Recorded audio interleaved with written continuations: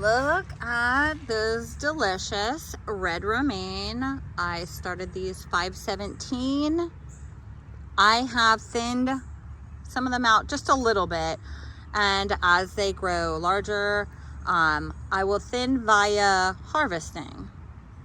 Hey guys, welcome back to Garden and Grease. My name is Nikki, if we haven't met yet. And today I just really want to quickly run over how I do my succession sowing. I don't have massive garden beds. I just have a few garden beds and a couple areas around the house that I use for my vegetables. And I think that is more like what the rest of you guys may have also going on, is trying to figure out how to garden in your backyard. And I want to show you some little tips and tricks on how I do my succession sowing and try to keep my greens going through most of summer, spring, summer, and fall. Okay, so my chickens, which right there, my chickens I was letting them out and they were wreaking havoc all over my garden. They had taken out 2 of my successions of greens that we had put in, so we've made some adjustments on how we limit them getting near the garden. And that is one adjustment. We use the dog kennel for the chickens because the dog doesn't like being in there, and we move the kennel around and let them just mow the grass down. Here's one area that had a fair amount of lettuce sown into it. I had harvested a row of lettuce in here before the peppers had gone in, and had sown another row of them. The chickens had gotten up, not a row, I do mine more like blocks, like a chunk of space where I have room. So there was a chunk of space in here, and I'm going to say 2 foot square.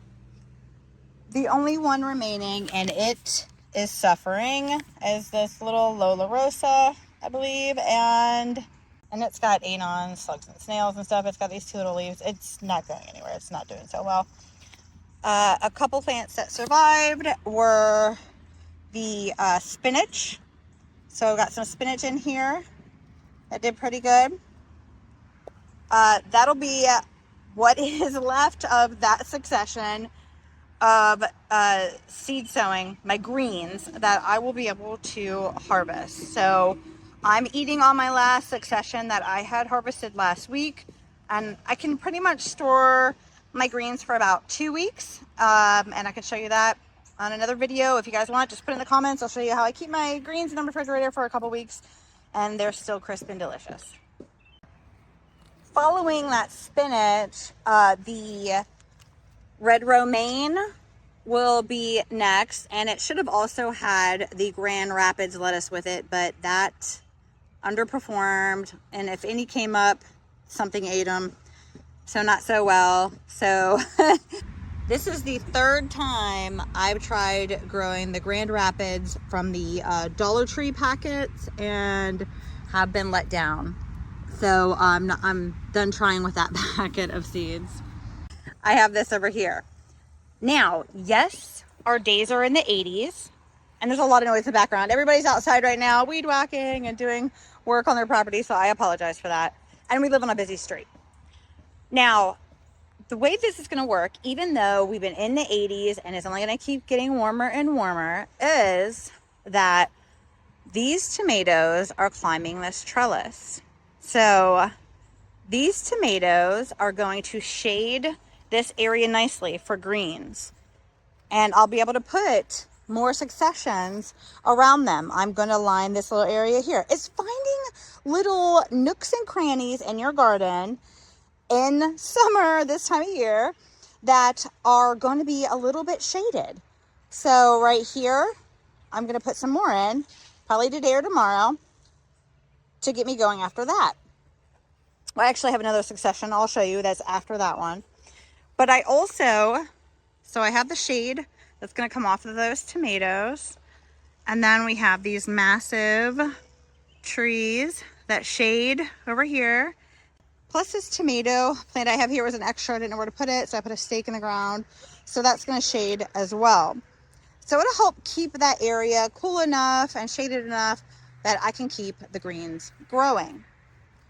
Before I get to the next succession I actually have started, let me show you another place that worked really well for me last year. Behind my tomatoes.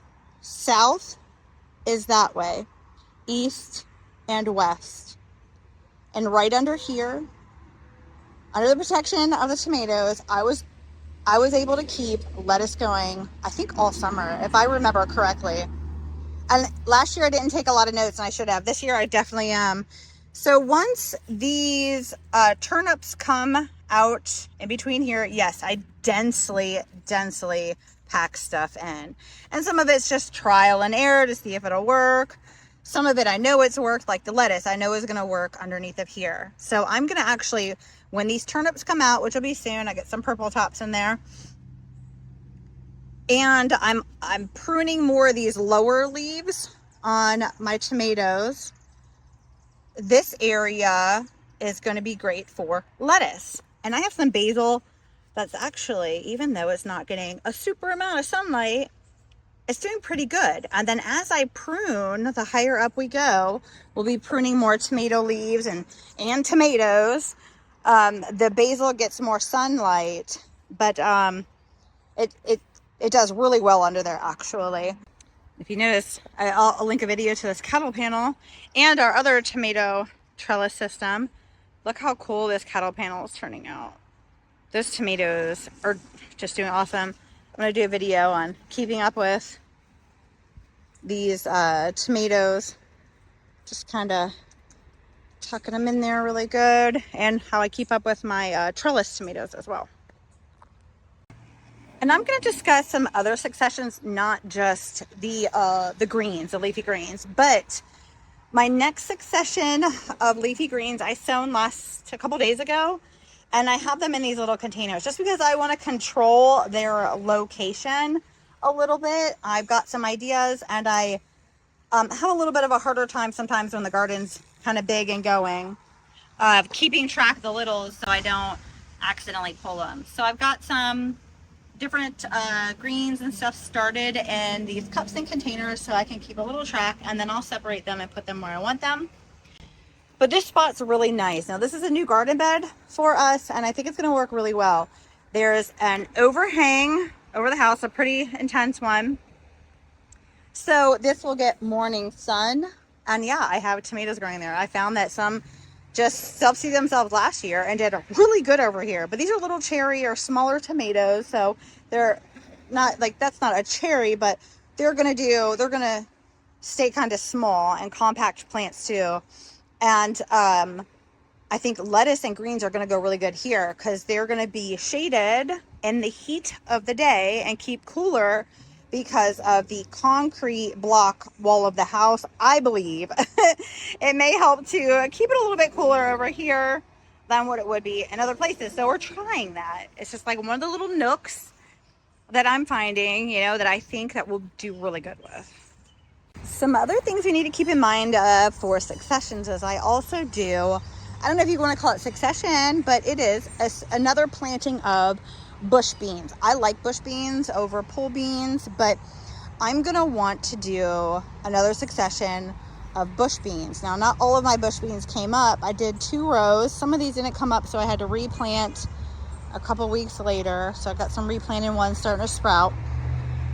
So I'm gonna need to find room or leave room for another succession of the bush beans. Yes, so I can get multiple harvests from them, but after a while it's kind of like, the amount they're giving you isn't worth the space that they're taking up in the garden.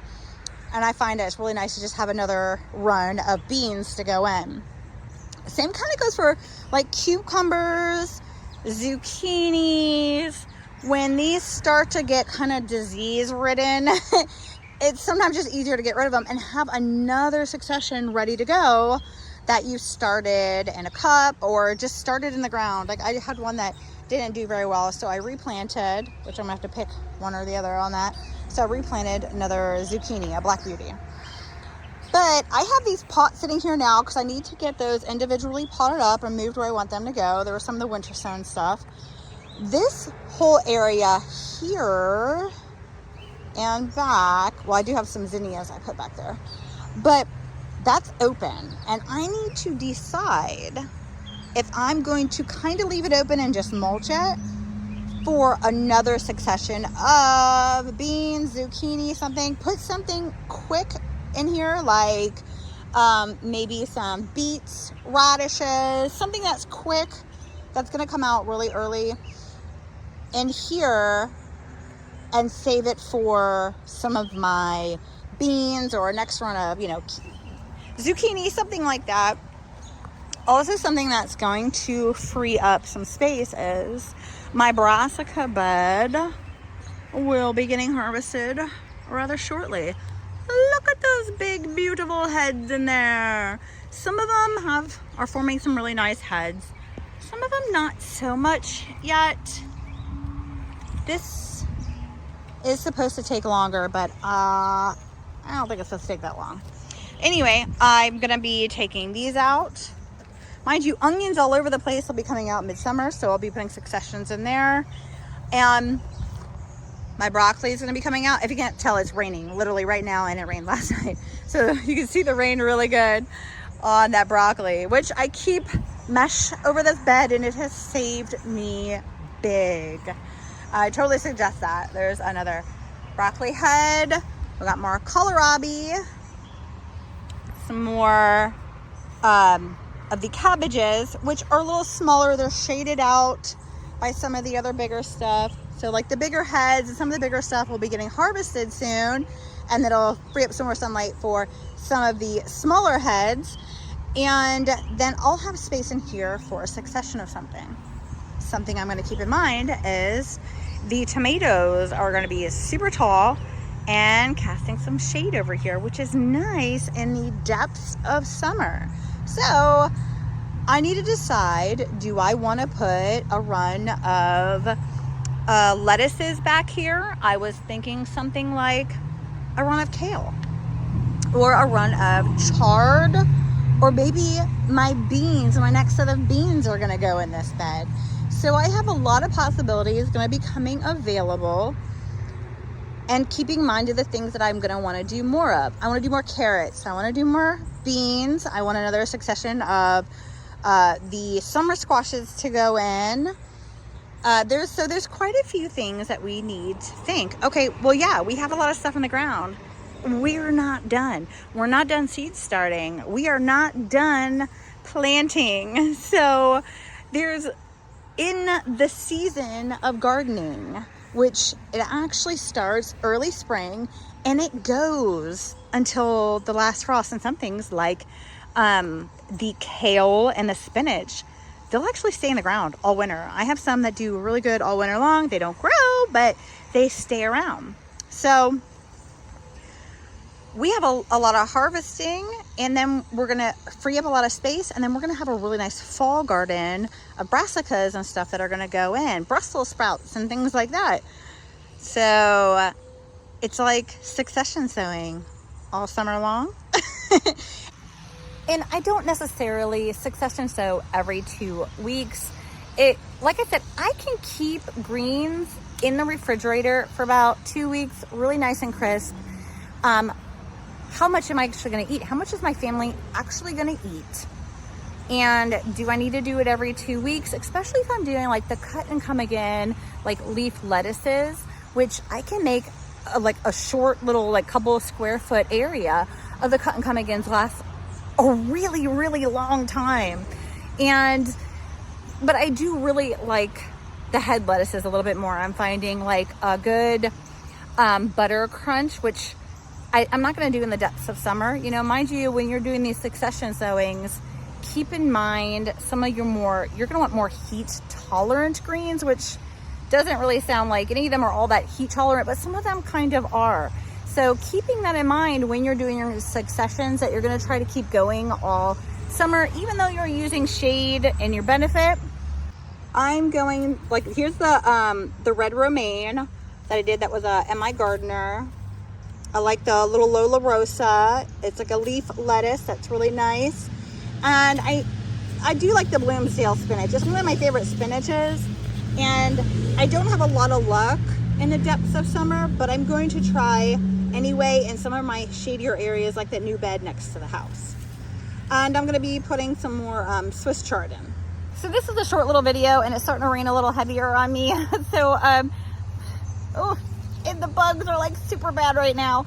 So I'm gonna end this here, and if I missed something or you have any questions about it, hit it in the comments, okay? All right, guys, don't forget to subscribe if you haven't already, and hit that like button. Thank you. Have a good day.